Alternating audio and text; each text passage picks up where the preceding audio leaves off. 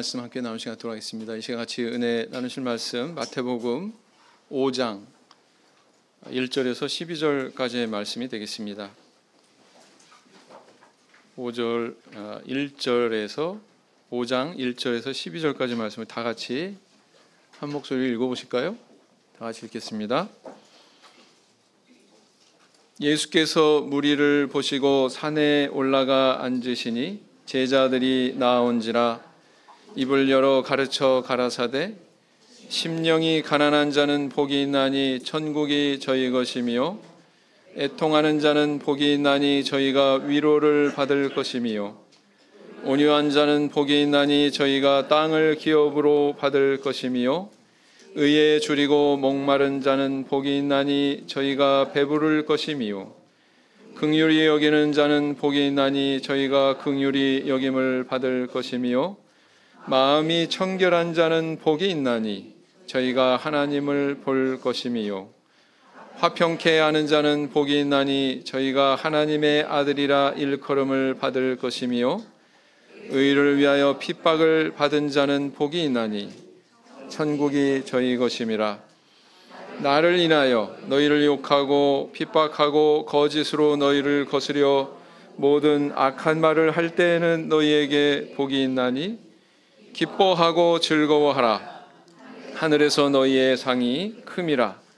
너희 전에 있던 선지자들을 이같이 핍박하였느니라. 아멘.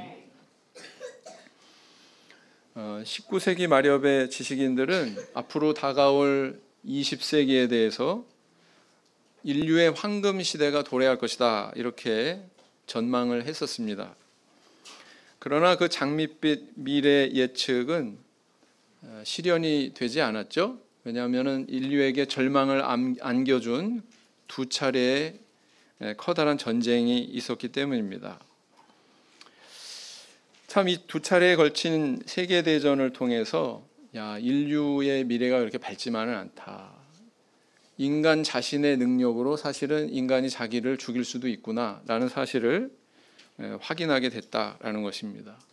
그 이외의 다른 문제들도 발생하고 있죠. 과학기술의 발달은 산업혁명이니 이런 과정을 통해서 물질적인 풍요를 이루어 왔지만 빈부의 격차라고 하는 새로운 그런 문제들이 일어났습니다. 또 범죄의 문제, 사회가 이렇게 발달할수록 범죄가 증가하고 있죠. 뿐만 아니라 오늘날에 와서는 더 좀 심각한 이런 문제들이 대두가 되고 있습니다. 바로 환경오염 문제, 기후변화에 따른 그런 여러 가지 재해 문제, 이런 것들이 지금 우리 인류의 목을 조르고 있다라는 것입니다. 그래서 이렇게 시간이 지날수록 인류에게는 이건 개선이 아니라 개악의 상황이다라고 이렇게 우리가 마주하게 되는데, 이 원인이 어디 있을까요? 그것은 바로 사람이 물질에 집중하고 살아가고 있기 때문이다라는 것입니다. 그래서 더 많이 소유하고 더 높이 올라가고 더 넓은 곳을 차지하고 이런 데 관심이 있다 보니까, 다시 말하면 행복과 불행의 문제를 물질 안에서 찾다 보니까 이런 문제가 발생하고 있다라는 것입니다. 인류의 역사도 그렇지만 오늘날 우리 개인의 인생도 마찬가지다라는 거예요. 물질과 육체의 욕망에 집중하면서 거기에 집착하면서 살면 인생이 행복할 수 있을 것이라고 그렇게 생각하는 것은 완전히 착각이다라는 것입니다. 과거 인류의 역사가 우리에게 이렇게 가르쳐주는 교훈처럼 우리는 그 교훈을 받을 줄 알아야 되죠, 마땅히. 근데 사람들은 그 교훈에 대해서 귀를 가려버리고 눈을 감아버리고 받아들이지 않고 있는 상황이다라는 것입니다. 여전히 잘못된 전제, 이게 물질의 문제다라는 거, 잘못된 전제에 빠져가지고 자기 인생을 허비하면서 그렇게 살아가고 있죠. 우리는 창세기에서 그런 어리석은 인간을 발견하게 됩니다. 바로 소돔과 고모라 땅을 선택했던 롯이죠. 롯은 자기 눈의 소욕에 끌리는 대로 풍요로워 보이는 소돔과 고모라 땅을 선택했습니다. 그런데 결과는 어떻습니까? 오래지 않아서 그 땅은 유황불에 멸망하게 됐고요. 그 자신이 추구하던 그것을 그 소돔의 멸망과 함께 다 잃게 되는 그런 결말을 우리는 발견하게 되죠. 욕망하는 것을 얻지 못하고 오히려 욕망했던 그것을 다 잃어버리게 되는, 하나도 남기지 않고 다 잃어버리게 되는 그런 모순된 결과를 보면서 우리 성도님들은 뭘 느끼시나요? 이것이 바로 똑똑한 것 같지만 정말 어리석은 인간의 실상이다라는 것을 알 수가 있습니다. 인간의 어리석음은 또 어디에서 발견할 수 있을까요? 멀리 있는 그런 유익을 보지 못하고 당장 눈앞의 유익에 집착합니다. 자신에게 해가 되는 것인지도 모르고 목숨을 바쳐서 그걸 쟁취하고 소유하고 지키려고 아둥바둥거립니다. 가장 소중한 것을 바로 옆에 두고 먼 곳에 시선을 두고 그것을 찾아서 헤매기도 하죠. 가장 소중한 것을 애써서 그래도 발견했어요. 그런데 그 가장 소중히 여기던 것을 무슨 변덕인지 어느 순간 그냥 헌신짝처럼 버리기도 한다라는 것입니다. 인간에게 그런 모습이 있어요, 없어요? 그래서 이렇게 인간이 어리석은 면이 많고 이렇게 헤매는 존재이기 때문에 성경 안에서는 이렇게 그런 맹점에 대해서 지적을 하고 있습니다. 이사야 59장 8절 말씀을 보시겠습니다. 이사야 59장 8절 말씀을 보시겠습니다. 이사야 59장 8절 말씀 찾으시겠습니다. 이사야 59장 8절 말씀 같이 읽겠습니다. 이사야 59장 8절 읽으시겠습니다. 그들은 평강의 길을 알지 못하며 그들의 행하는 곳에는 공의가 없으며 굽은 길을 스스로 만드나니 무릇 이 길을 밟는 자는 평강을 알지 못하느니라 그랬어요. 우리는 어떻게 이런 오류에서 벗어나서 정말 하나님의 자녀로서 또 천국의 백성으로서 이렇게 평강을 누리고 주님께서 우리에게 허락하신 그런 가치를 발견할 수가 있을까요? 그래서 결론적으로 우리 하나님께 드릴 아름다운 보석으로 우리의 인생을 이렇게 장식할 수 있을까요? 그러기 위해서 우리는 어떤 존재가 되어야 되느냐가 굉장히 중요한 이슈다 이렇게 볼 수가 있습니다. 우리는 어떤 존재가 되어야 될까요? 오늘 이 산상보훈의 팔복 설교 가운데에서 첫 구절 심령이 가난한 자는 복이 있나니 천국이 저희 것이며 이 말씀의 뜻에 대해서 함께 묵상하고 은혜를 나눠보고자 합니다. 자, 오늘 구절에서 살펴보면 문법적인 그런 내용을 우리가 한번 다루어 볼 필요가 있습니다. 원문의 이런 문장의 순서를 살펴보면 우리 한글 성경에 있는 내용과 사뭇 좀 다르다라는 것을 발견하게 되는데요. 원문을 그대로 옮기면 이렇습니다. 복이 있으리라 심령이 가난한 자들에게, 왜냐하면 천국이 저희들의 것이기 때문이다 이렇게 되어 있습니다. 복이 있다라는 기원하는 말이 문장에 가장 먼저 등장하고 있어요. 전에도 말씀드렸습니다만 헬라어에서 가장 중요한 것들은 어디에 나온다고 그랬어요? 가장 앞에 나온다 이렇게 말씀드렸죠. 이 기원하는 복이 있으리라 이 말씀이 가장 먼저 등장하고 있다라는 것입니다. 그 다음에 왜 복이 있는지에 대한 이유를 가장 나중에 이렇게 설명을 하고 있습니다. 주목되는 단어가 있죠. 첫째는 뭐냐면 심령이라고 하는 단어고요. 둘째는 가난하다라고 하는 동사입니다. 심령이라고 하는 단어는 우리 성도님들 잘 알고 계시는 푸뉴마예요. 푸뉴마. 뭐예요? 영 이런 뜻이죠. 영. 바로 그렇습니다. 그 다음에 가난하다라고 하는 동사는 푸토코스 그러는데 이 단어는 어떻게 번역이 되냐면 가난하다, 불쌍하다, 연약하다, 빈궁하다 뭐 이런 뜻으로 번역이 됩니다. 그래서 문자대로 이렇게 옮기면은 심령이 가난하다. 이것은 영이 빈궁하다. 영이 결핍되어 있다. 영이 불쌍하다. 이렇게 번역을 할 수 있다는 것입니다. 우리는 영, 푸뉴마라고 하는 단어를 압니다. 우리 성도님들 안에 다 영이 있으시죠? 하나님의 본질은 영이시라고 그랬죠? 영이라는 단어는 우리는 알고 있어요. 그리고 또 가난하다라고 하는 단어도 알고 있습니다. 그런데 영이 가난하다? 이 개념은 도대체 뭘까요? 또 영이 가난한 자는 왜 천국이 보장된다고 이렇게 선언하고 있을까요? 여기서 말하는 영이 가난한 사람은 도대체 어떤 사람을 가리키는 것일까요? 첫째는 바로 뭐냐면은 세상의 것으로 채울 수 없는 마음이다 라는 것입니다. 세상의 것으로 채울 수 없는 마음이다. 이사야 66장 2절 말씀을 보시겠습니다. 이사야 66장 2절 말씀을 보시겠습니다.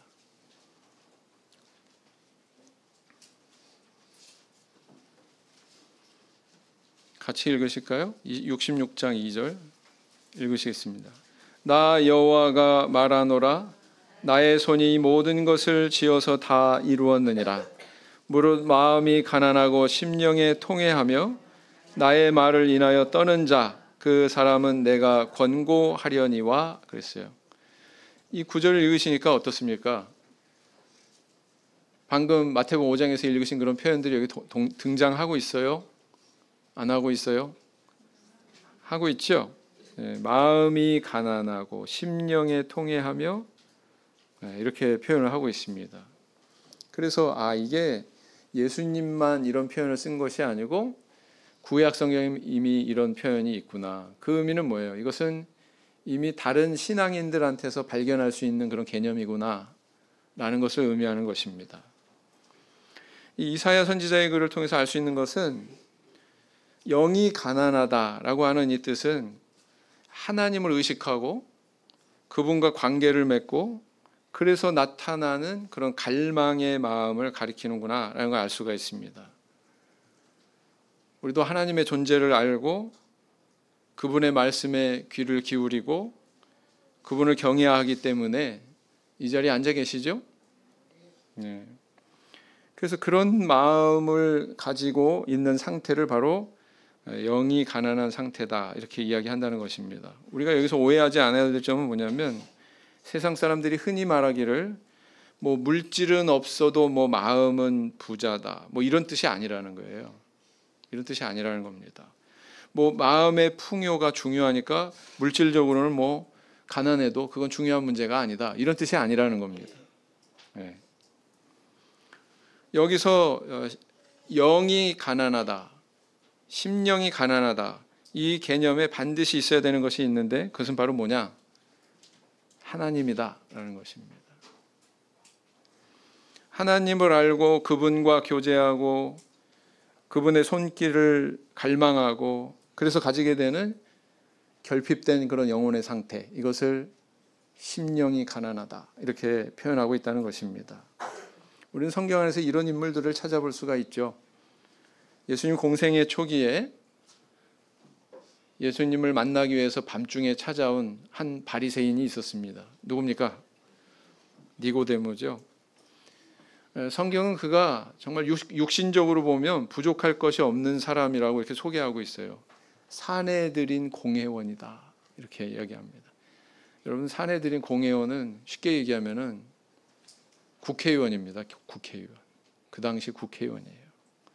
그 다음에 바리새인이라고 그랬습니다. 바리새인은 너나 나나 막 아무나 바리새인 되는 게 아니고요.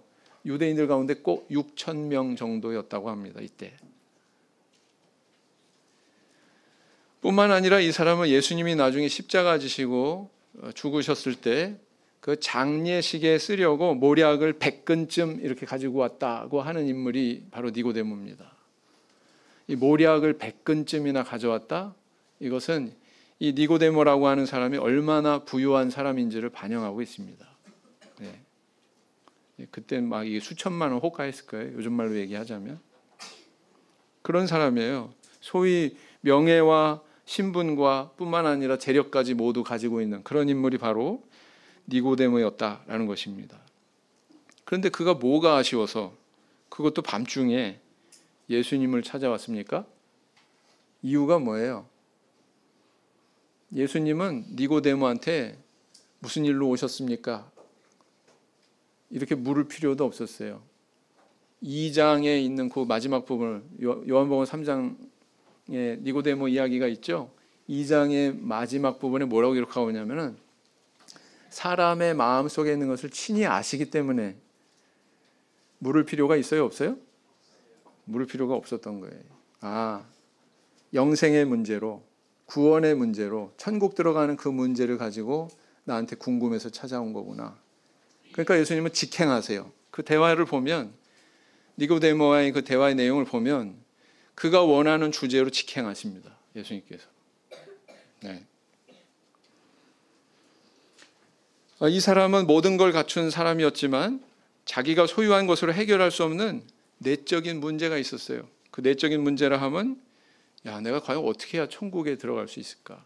내세라고 하는 게 있다는 것도 믿어요, 안 믿어요? 네. 거기에 들어가는 것이 다른 무엇보다 소중하다는 것을 알아요, 몰라요? 알아요. 그런데 그 천국에 들어가는 것에 대해서 길을 알지 못했던 것입니다. 그래서 그것을 알고자 그 간절한 마음을 품고 예수님 앞에 밤중에 찾아온 거죠. 유대인들은요, 밤에 등불을 끄면 웬만해서는 다시 켜지 않는답니다. 왜? 식구들을 다 깨우게 되니까. 그래서 남의 집에 그 밤중에 찾아간다는 것은 굉장한 신뢰였다고 그래요. 오늘날 같이 이렇게 불빛이 환한 이런 문명의 유익을 누리면서도 밤중에 남의 집에 웬간해서는 잘 안 찾아가잖아요. 그죠? 밤중에 이렇게 찾아오면서까지 예수님을 귀찮게 하면서까지 이렇게 신뢰를 범하면서까지 궁금해했다는 거예요. 네. 그에게 예수님은 거듭나야 천국에 갈 수 있다. 물과 성령으로 나야 구원받을 수 있다라는 이 사실을 말씀해 주셨다라는 것입니다. 이 사람 세상 기준으로 보면 다 가졌는데 그것으로 만족하지 못했고 자기가 느끼는 영혼의 갈급함을 해소하기 위해서 이와 같이 행동했다는 것입니다. 자, 이 사람 어떤 사람이에요? 심령이 가난한 사람입니다. 또 마태가 있죠. 마태는 예수님의 제자로 알려져 있습니다. 또 마태복음의 저자이기도 합니다. 그의 본래 직업은 뭐였습니까? 세리였습니다. 요즘 말로 얘기하면 세관 공무원이죠. 물론 동족들의 이렇게 주머니를 털어서 세금을 거두니까 그때 당시에 이렇게 손가락질을 좀 받기는 했죠. 그런데 이렇게 백성들한테 세금을 걷어서 로마 정부에 요구하는 일정액만 잘 상납하면 나머지는 다 누구 거 되는 거예요? 다 내 거 되는 거예요. 내 주머니로 들어오는 것입니다. 그러니 내가 욕심만 부린다면 부를 축적하고 얼마든지 물질의 풍요를 누릴 수 있는 그런 직업이 바로 세리였다라는 것입니다. 그래서 세관에 앉아서 일하는데 어느 날 예수님이 그에게 나타나셨죠. 그리고 나를 따르라고 명령하십니다. 그런데 참 놀라워요. 나를 따르라고 하는 예수님의 이 한마디에 뭐 주저없이 그 자리에서 박차고 일어나 예수님을 쫓습니다. 뭐 가져가고 의논한 것도 아니죠. 시간을 지체하지도 않았습니다. 뭐 잠깐 기다리세요. 가족들한테 얘기 좀 하고요. 인사라도 좀 하고요. 그게 아니에요. 예수님을 곧바로 쫓았다고 이렇게 기록을 하고 있습니다. 왜 이렇게 행동하고 있습니까? 분명한 사실은 그는 그 풍요의 자리에 대해서 미련이 있었어요, 없었어요? 그 풍요의 자리에 대해서 전혀 미련이 없었습니다. 그의 응답이 오히려 이렇게 즉각적으로 이루어지는 것을 보면 그 세관에 앉아있던 그 자리, 자기 자리를 정말 싫어했구나. 그 자리를 떠나기를 굉장히 갈망했구나라는 것을 알 수가 있습니다. 이와 같이 마태와 같이 행동한 이런 사람, 어떤 사람이에요? 심령이 가난한 사람이다라는 것입니다. 자, 이런 사람의 특징은 그 마음을 세상의 것으로 채울 수가 없어요. 네. 그리고 또 하나님으로 그것을 채우려고 한다라는 것입니다. 오늘날 우리는 어떻습니까? 우리는 하나님에 대한 그런 욕망, 갈망 이런 것들이 더 큰가요? 아니면 세상 물질에 대한 욕망이 더 큰가요?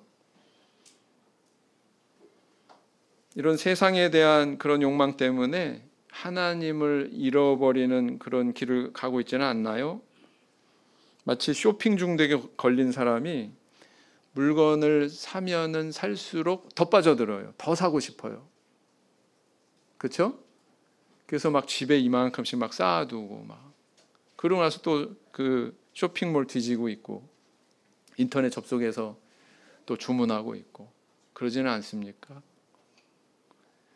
이 쇼핑으로 예를 들었는데 세상은 그런 특징이 크다는 거예요. 거기에 빠져들면 빠져들수록 더 헤어나올 수 없고 거기에 몰입하게 된다. 그리고 나중에 가서는 결국은 후회하게 된다라는 것입니다. 어떤 형제가 산에서 나무를 하다가 항아리 2개를 발견했습니다. 안에 들여다보니 각각 항아리에 쌀이 절반씩 정도 들어있더래요. 그래서 야, 이게 웬 떡이냐. 두 형제는 각자 이 항아리를 사이좋게 하나씩 나눠 가졌습니다. 그런데 이걸 가지고 집에 돌아가니까 형 것이건 동생 것이건 이 항아리가 아주 놀라운 능력을 발휘했어요. 어떤 능력을 발휘했냐면 이 항아리에서 쌀을 꺼내서 밥을 하고 소모를 해도 다음에 뚜껑을 열고 보면 꼭 그만큼의 쌀이 거기 채워져 있는 겁니다. 그래가지고 동생은 이제 이 항아리를 어떻게 이용했느냐? 항아리에 쌀을 퍼가지고 떡도 만들고 밥도 하고 막 이래가지고 이웃들을 초청해가지고 막 같이 나눠 먹으면서 그 행복한 세월을 보냈답니다. 반면에 형은 어떻게 했을까요? 똑같이 요술 항아리를 받아든 형은 이거 반밖에 차지 않았네? 이거 한가득 다시 채워야 되겠다. 그래가지고 자기가 가지고 있는 쌀을 매일 거기 조금씩 부었답니다. 근데 다음에 뚜껑을 열고 봐도 어때요? 여전히 절반밖에는 없는 거예요. 아니 이쯤 되면은 가득 차야 되는데 왜 절반밖에 없지? 어디 더 한번 부어보자. 그리고 계속 거기다 쌀을 가득 채우려고 붓고 했는데 어떻게 됐대요? 계속 절반밖에는 없더래요. 그래가지고 화가 나가지고 이 형은 그 항아리를 바싹 깨버렸대요. 그냥 내던져가지고. 하나님이 주신 것으로 만족하고 이웃과 나누면서 행복한 삶을 사는 길을 선택하시겠습니까? 아니면 세상의 것에 끊임없이 그것을 욕망하면서 헛된 노력을 계속하시겠습니까? 우리 성도님들 부디 육체의 욕망에 사로잡혀서 물을 보관하지 못하는 터진 웅덩이라고 그러죠. 터진 웅덩이 같은 그런 인생이 되지 말고 하나님께 갈급하고 하나님이 주신 것으로 만족하고 하나님으로 채울 수 있는 그런 영혼이 되시길 바랍니다. 예레미야서 2장 13절을 보시겠습니다.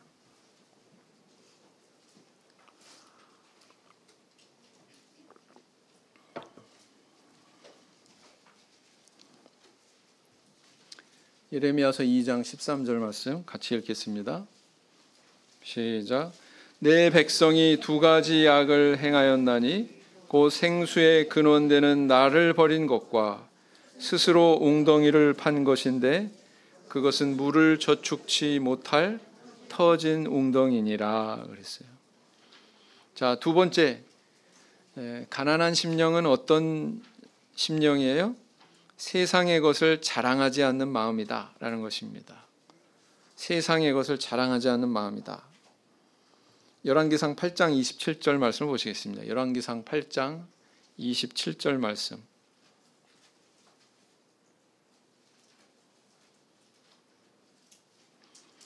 같이 읽겠습니다.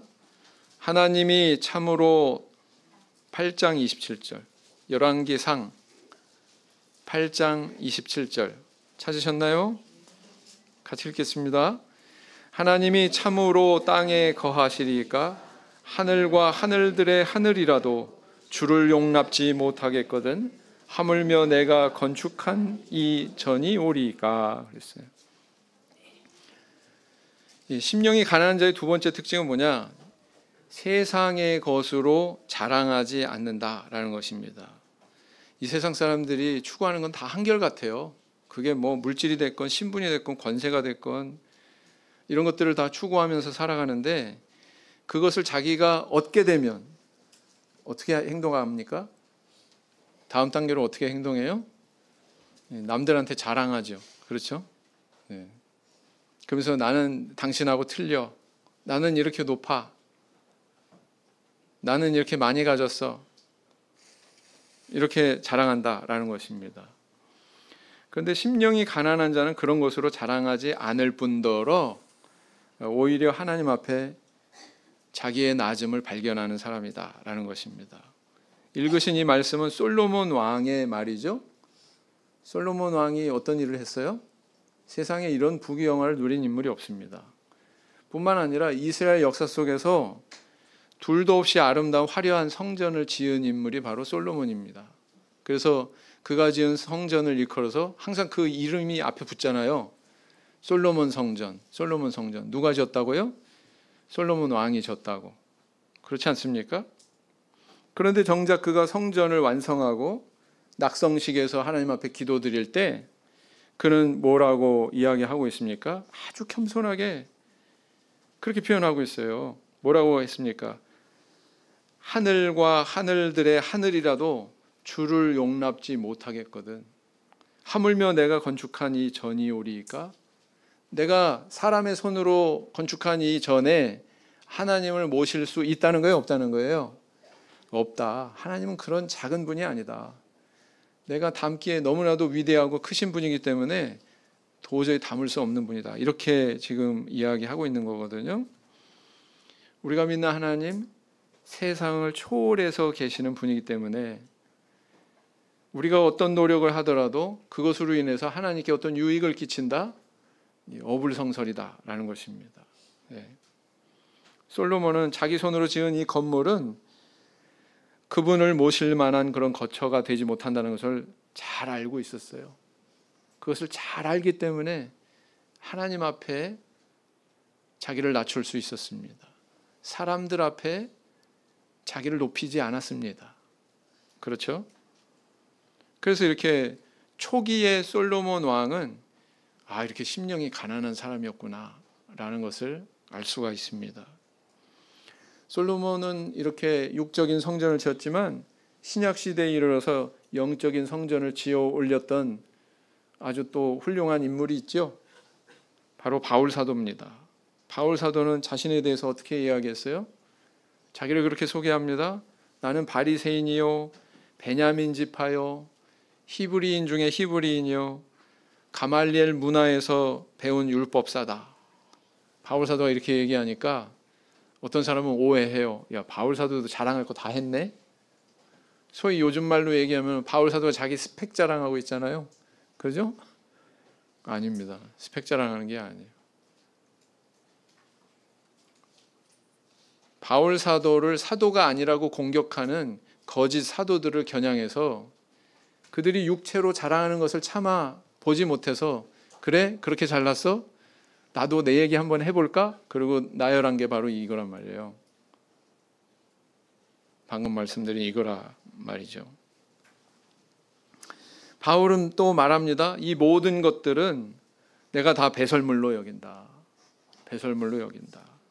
왜냐하면 그리스도를 아는 지식이 가장 고상하고 가장 가치 있다고 여기기 때문이다. 이렇게 얘기합니다. 그것에 대한 지식이 그냥 자기 아는 걸로 끝나는 게 아니라 그는 어떤 삶을 살았어요? 온갖 핍박과 위험을 감내하면서 그리스도의 교회를 세우는, 그리스도의 교회를 일구는 일에 자기가 일생을 헌신을 합니다. 자기의 암과 자기의 삶이 일치되고 있죠. 그렇게 헌신의 삶을 살고 인생의 황혼기에 이르렀을 때 그의 태도는 어땠습니까? 나는 말이야 왕년에 말이야 나 때는 말이야 온갖 꼰대가 이야기할 수 있는 그런 수식어 다 늘어놓으면서 자랑했습니까? 아니요. 뭐라고 그랬습니까? 나의 나 된 것은 다 하나님 은혜로 된 거다. 고린도전서 15장 10절 말씀을 보시겠습니다. 고린도전서 15장 10절 말씀.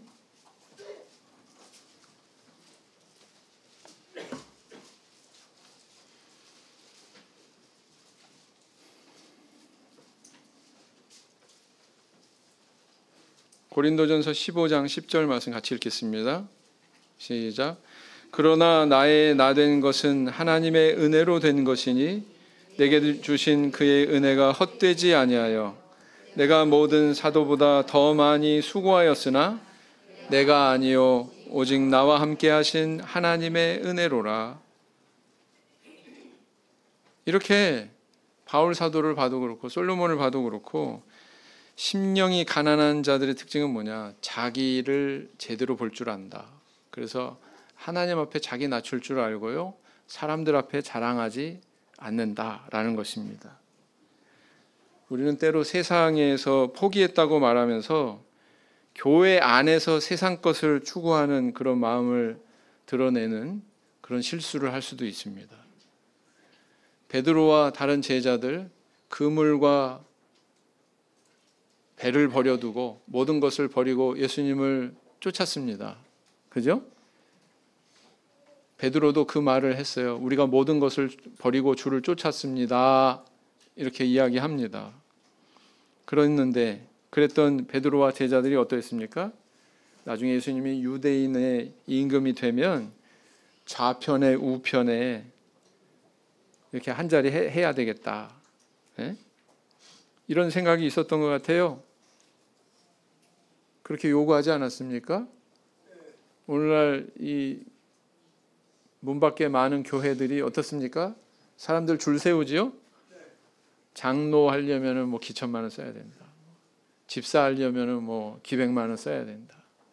심지어는 성가대 대원으로 들어가려면은 시험 봐서 테스트 받아야 되고 뭐 또 선심도 쓰고 그래야 된다. 그런 말 있지 않습니까?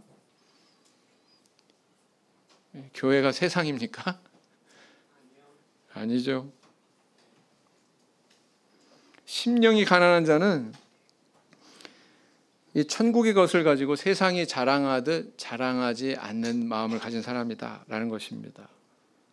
자기의 하찮음을 돌아볼 줄 알고 나에게 주어진 하나님의 은혜를 너무나도 잘 알기 때문에 오로지 그 하나님의 은혜에 대해서만 감사하다고 고백하고 그분의 손길을 인정할 수 있는 이런 마음이 심령이 가난한 자의 마음이다. 또 그런 태도다라는 것입니다. 부디 하나님이 너무 크심을 알고 나의 작음을 하나님 앞에 고백할 줄 아는 저와 우리 성도님들 되길 원합니다. 고린도전서 3장 21절. 고린도전서 3장 21절. 고린도전서 3장 21절 말씀 우리 같이 읽겠습니다. 고린도전서 3장 21절 읽겠습니다. 그런즉 누구든지 사람을 자랑하지 말라. 만물이 다 너희 것임이라 그랬어요. 그 다음 세 번째는 오로지 하나님만을 소망하는 마음입니다. 하나님만을 소망하는 마음이 심령이 가난한 자의 모습이다라는 거예요. 시편 42편 1절 말씀 보시겠습니다. 시편 42편 1절 말씀. 시편 42편 1절 말씀 같이 읽겠습니다.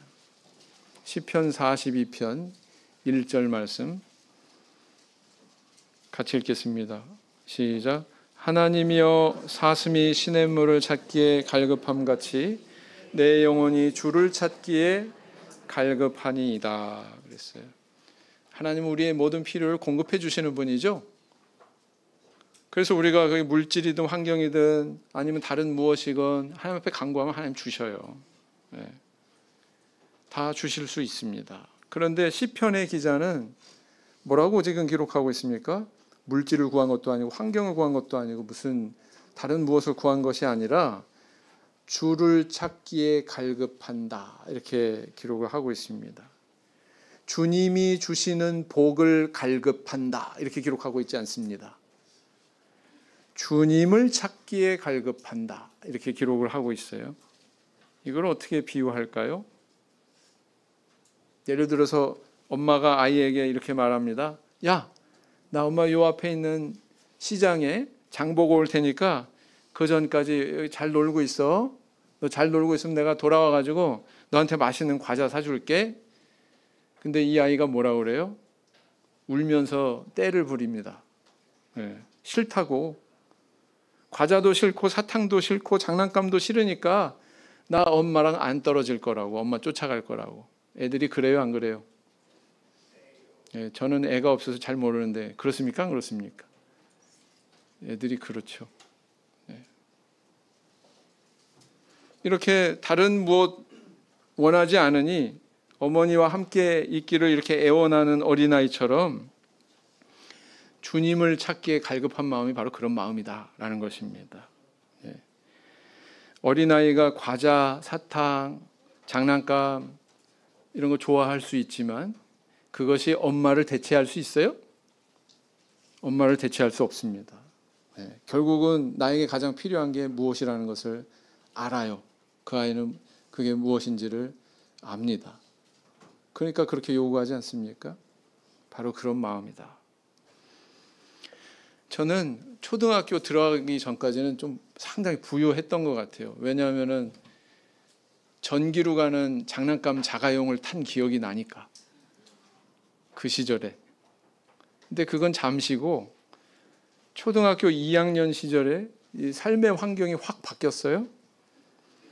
제가 그 초등학교 2학년 시절에 한 2년 동안 어머니와 같이 살았던 그런 기억이 있습니다.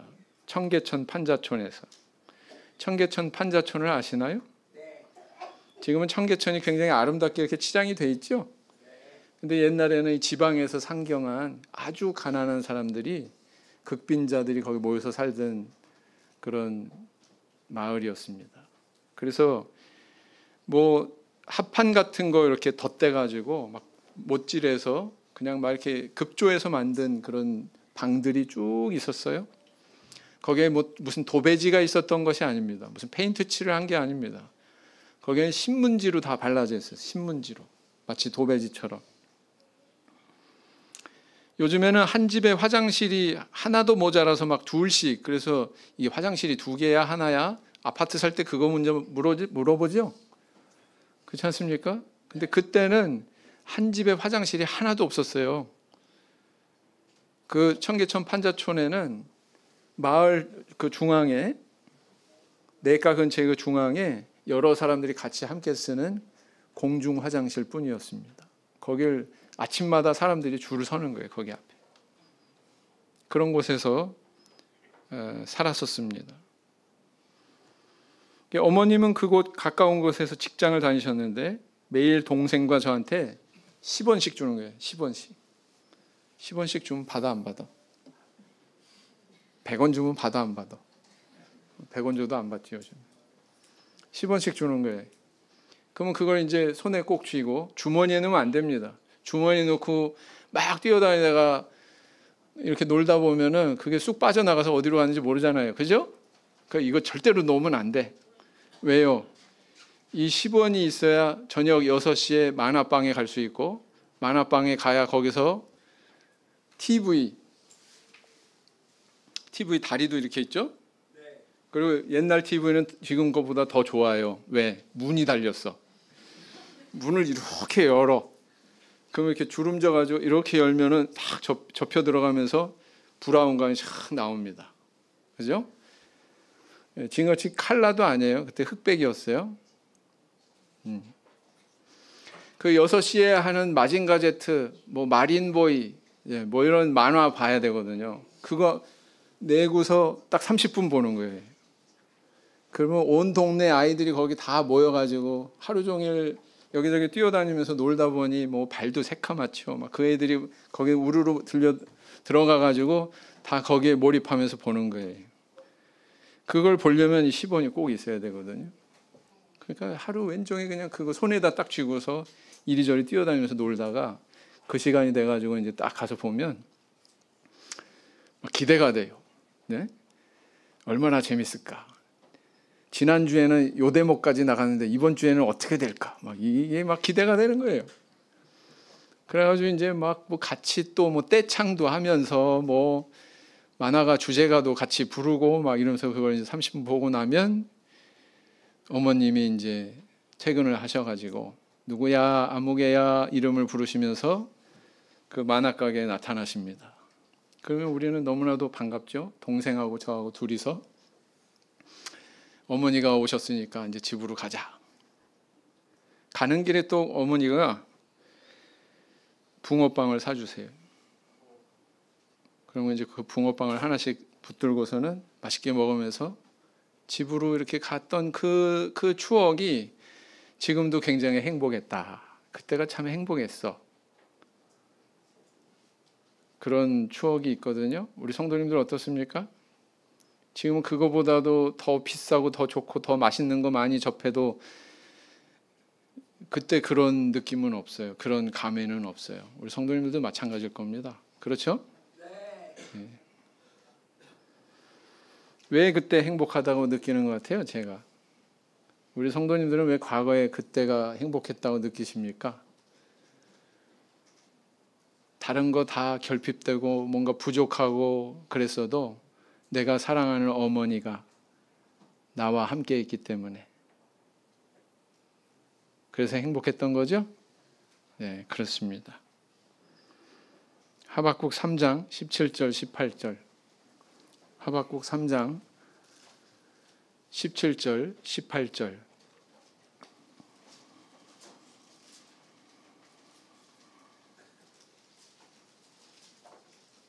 하박국 3장 17절 18절 같이 읽겠습니다. 시작. 비록 무화과 나무가 무성치 못하며 포도나무에 열매가 없으며 감람나무에 소출이 없으며 밭에 식물이 없으며 우리의 양이 없으며 외양간에 소가 없을지라도 나는 여호와를 인하여 즐거워하며 나의 구원의 하나님을 인하여 기뻐하리로다. 성도님들, 오늘 나는 어떤 영혼을 가진 사람이라고 생각하십니까? 나의 영혼은 지금 어디에 몰입하면서 살고 있습니까? 예수 그리스도께서 이 산에 앉으셔서 많은 백성들을 앞에 놓으시고 복을 선언하십니다. 그 첫 번째 복 있는 사람, 어떤 사람이에요? 심령이 가난한 사람은 복이 있나니, 이렇게 선언하고 계십니다. 이 선언의 주인공이 다 되시는 저 우리 성도님들 되시기를 예수님 이름으로 기원드립니다. 묵상 기도하시겠습니다.